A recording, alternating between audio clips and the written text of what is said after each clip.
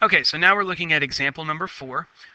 This is curves that intersect at more than 2 points.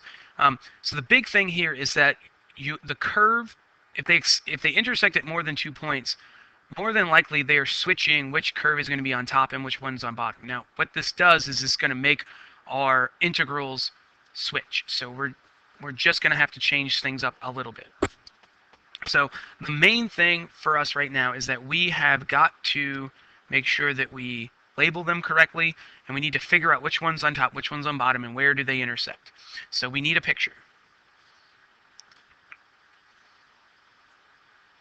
Just something rough. So here we've got 3x cubed minus x squared minus 10x.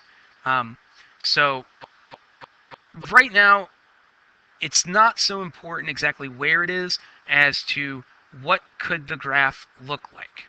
Okay, what could it look like? A cubic function can look like this, or it can look like this.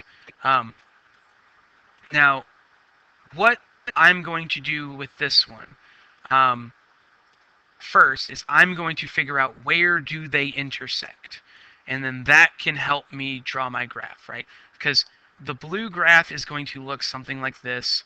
The green graph is going to look something like this. And so I just need to figure out exactly how many places do they intersect, because they could intersect something like this, or it could be a little different. So I want to figure out where do they equal each other first. So I'm going to get 3x cubed minus x squared minus 10x, and that's going to equal negative x squared plus 2x. So if I go forward and solve this, I'm going to get 3x cubed. I've got add x squareds over, so those actually disappear, and you'll get minus 8x, or excuse me, minus 12x. And this side equals 0. So I'm going to factor out a 3x. That's going to leave me with x squared minus 4. And so what I can see here is that either this is 0, meaning that x is going to equal 0, or this is 0, which means that x is going to be positive or negative 2.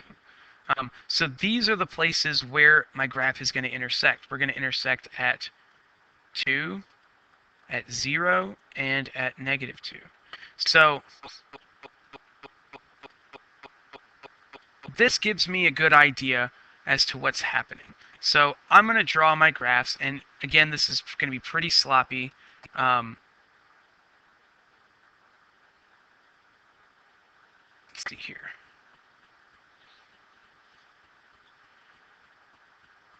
And so, well, it's even worse. Okay, and then my green graph, I've got to intersect here. I have to intersect here and intersect here. So it's a really rough looking graph. Oh, excuse me, it goes the other way. I'm sorry. So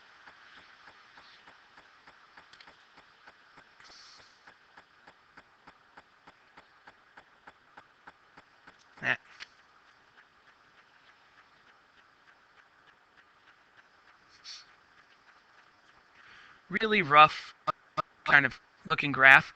But the main idea is that at least at first, and again, this is a sketch. Rough sketch. This is just to tell me which function's on top. Don't worry so much about exactly what the other stuff is, but roughly that we have an intersection around 0, we have an intersection around here and here. And so this is just to get you an idea of which function is on top. Okay, now that's why we want to, unless you know for certain what they look like, sometimes you want to solve first and figure out where they equal each other. Okay, now, so now that I know that this is true, I need to set up my area. So there are 2 areas that I'm looking at. I'm looking at area 1 and area 2. Okay? Now, they both are positive, so it's very important the way I set this up. So area 1 and area 2. Okay? So area 1, green is on top. So I'm going to have the integral. Okay, it starts at -2 and ends at 0. So that I get these from this value here. So obviously, along this line, that's where that happens. So area 1, green is on top. So I do 3x cubed minus x squared minus 10x. I subtract away my blue curve, which is going to be negative x squared plus 2x. Now I have to then add my second spot, which is from 0 to 2. Now it switches. Right? Our blue curve is now on top, so I do negative x squared plus 2x minus my second curve, which is 3x cubed minus x squared minus 10x. So dx. Sorry. So it's a much longer problem, but we have to make sure that we do this in order to account for the fact that one function is on top of the other now. And so we have to go through and evaluate this. I'm going to evaluate this first section here. Okay, so for this,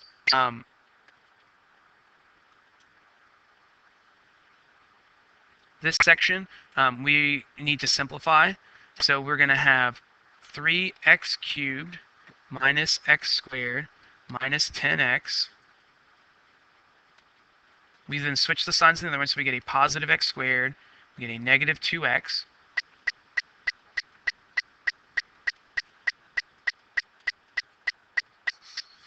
We can then get negative 2 to 0.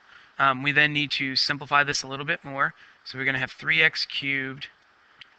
We have negative x squared plus an x squared, so those go away. So then we get negative 12x here, dx. Okay, so that's simplified version there. Here we have an opposite up on the other side, so it's kind of switched.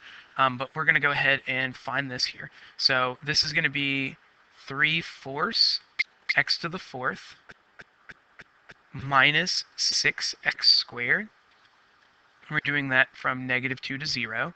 So we need to start off with 0, which gives us 3/4 times 0 to the 4th minus 6 times 0 squared. We subtract away. Plugging in negative 2, so we get 3/4 times negative 2 to the 4th minus 6 times negative 2 squared. And we evaluate. So this is just for our first section. So over here we get 0 minus 0. Excuse me. Our second section, we get, so negative 2 to the 4th is 16. 16 times 3/4 will give us 12. Then we have minus negative 2 squared is, negative 2 squared is 4 times negative 6, so that gives us a negative 24. And so we have 0 minus a negative 12, which gives us 12. So that's section or area 1. Now our second area that we need to find is this part. So we need to go through and figure out what that is. So we had the integral from 0 to 2. So we had our negative x squared plus 2x minus x cubed. Let's see, what was it? 3x cubed minus x squared minus 10x. So we need to simplify this. So we get the integral from 2 to 0 of this is negative x squared plus 2x minus 3x cubed plus x squared plus 10x. We then can simplify this. I'm going to get my negative 3x cubed up front. My x squareds cancel in this case. And we have a positive 12x. And so that is all of our data there. And so now we need to go forward and actually integrate this. So when we integrate this part, we're going to get negative 3/4 x to the 4th plus 6x squared, and that's from 2 to 0. So we need to evaluate this. So if we plug in 2, we'll get negative 3/4 times 2 to the 4th plus 6 times 2 squared. We then subtract, plugging in 0. So we'll get negative 3/4 times 0 to the 4th plus 6 times 0 squared. And then as we evaluate, 2 to the 4th is 16 times negative 3/4 makes negative 12. This becomes a positive 24. We have 0, 0. So we get 12 minus 0, which makes 12. So it actually matches area 1. So area 1 plus area 2 equals the total, so that's going to be 12 plus 12 equals 24. So this one, much longer problem because we had to do 2 integrals, but we knew that we had to do that because we had multiple places of intersection. So again, the rough sketch gave us an idea of which function was on top and which one was on bottom. Not the best sketch by me, but at least I knew enough about how the graphs looked to make it make sense. Then you go through, set up your integral. Again, 2 of them, they switch which function's on top, so we have to write them as 2. Then when we write them as 2, we evaluate them as such, and we end up with a final answer, which is 24.